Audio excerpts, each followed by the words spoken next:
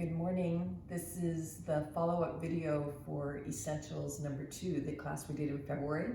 So you have to look back at the one in January if you want to see all the stuff that we did interwoven into this. But basically we're going to be doing the massage balls and the tennis balls and a little bit of stretching for the neck and what else? And a little bit of that core work that we dived into. It's early this morning. I'm on my way to Harbin, so I just realized I needed to do this video, so excuse my Harbin wear, but here we go. Let's start off by just talking about the Holy Trinity, this movement, breath, and sensation, this portal to presence. So as you're working on your mat, remember that. It's really about being present on your mat. It's the only way you can really move into that place of self-empowerment and healing.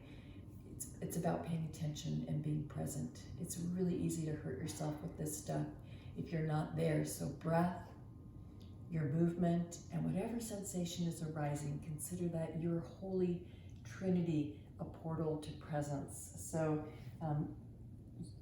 best to really start with the foam rolling things, especially if you're particularly tight. But when you're ready, you can dive into these. We talked about the 4 curves in the spine.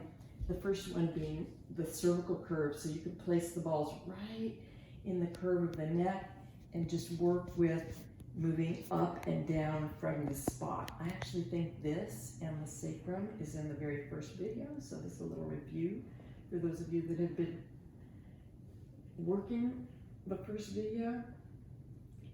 So cervical curve, nice and easy, just gently moving the neck. These vertebrae are very small. Then I just bring it down to the base of the spine, underneath the neck, and now I'm in the thoracic vertebrae. I'm going to hold my head up with my hands so there's not too much pressure, and I'm going to continue to wiggle my way down.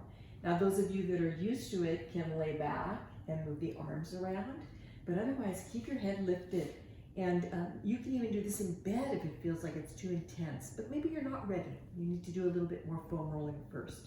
So I can go between the shoulder blades, and then I can come down past the shoulder blades.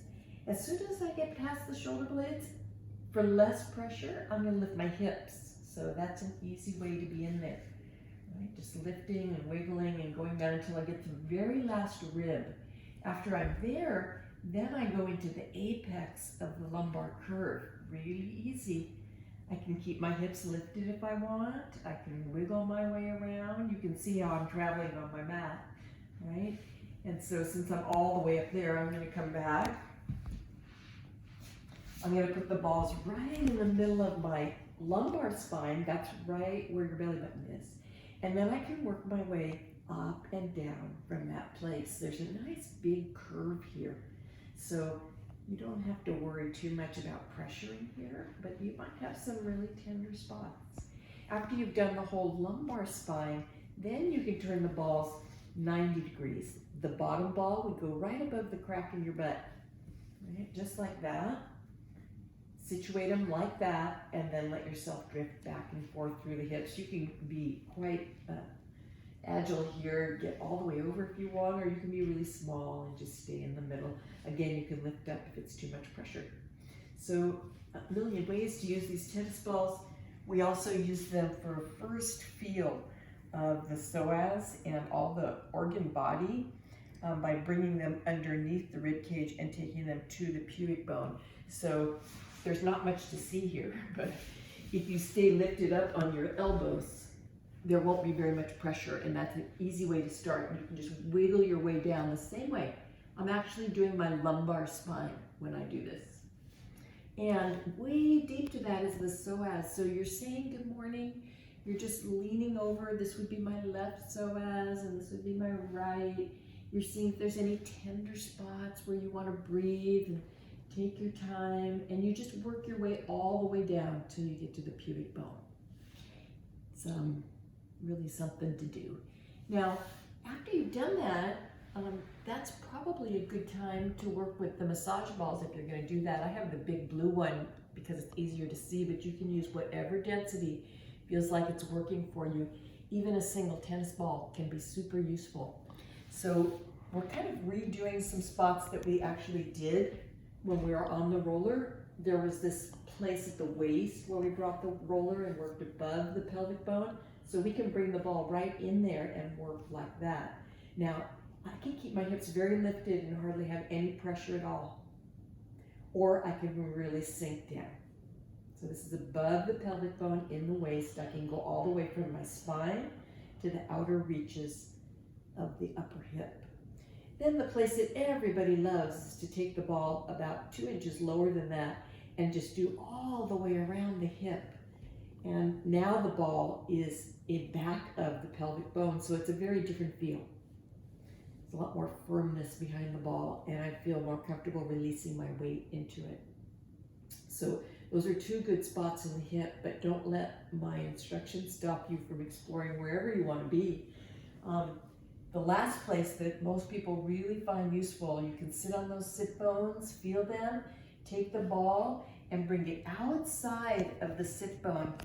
This would be, of course, the sit bone on the left. Then I can press into my hands and my feet and slowly lower myself onto the ball. Deciding the amount of pressure, I can roll around a little, but most people find a pocket and they learn how to breathe and release those really deep hip rotators.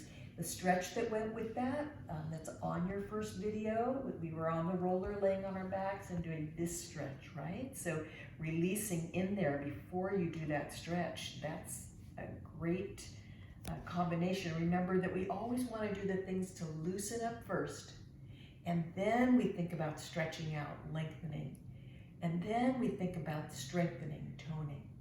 So those 3 areas on the hip, and then in the shoulder blade, remember when we were massaging each other, we found this spot right here, worked down the shoulder blade from there, and then came around and worked in the armpit. So remember, this is barely any pressure at all.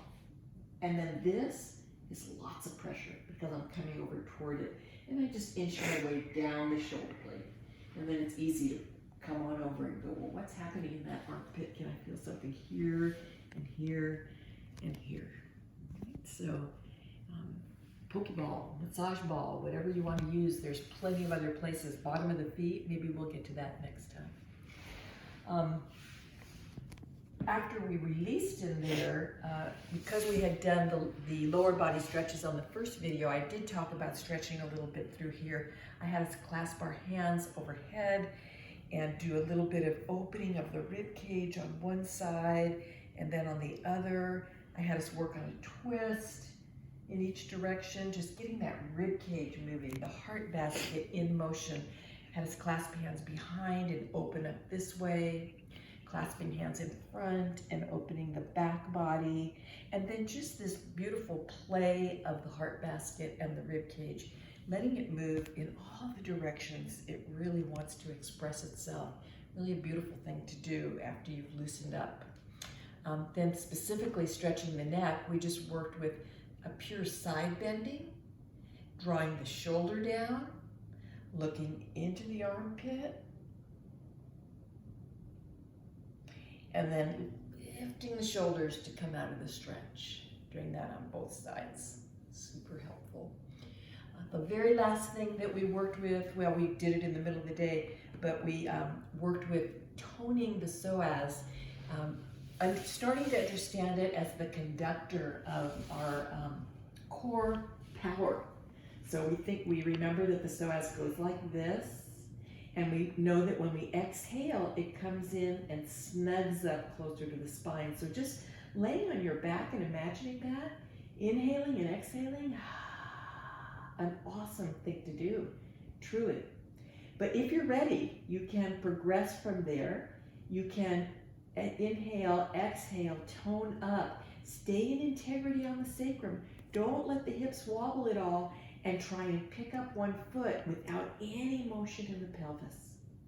Inhaling, on the exhale, toning, then picking up one foot and not going into the pelvis. So when you're doing this at a level that's really too much for you, you are exhaling, you're toning your psoas, you lift your foot and your pelvis drops. You can feel this side rise. You can feel the pressure go onto your hand. You can feel yourself pressing hard in the foot, It should be exhale, lift. Now, if this is all easy, there's a whole progression of this. Don't go here unless you feel like this is super in integrity. You can exhale and extend the leg out. You can extend the other leg out. You can play with that. There's so much more you can do. My wish for essentials number 3 is that we really go into a lot of core progression. So if you can work on this during the month, we'll all be ready to find some other really fun and very subtle ways to get super strong in the core. And that'll do it for you. Thanks for being here. Bye-bye.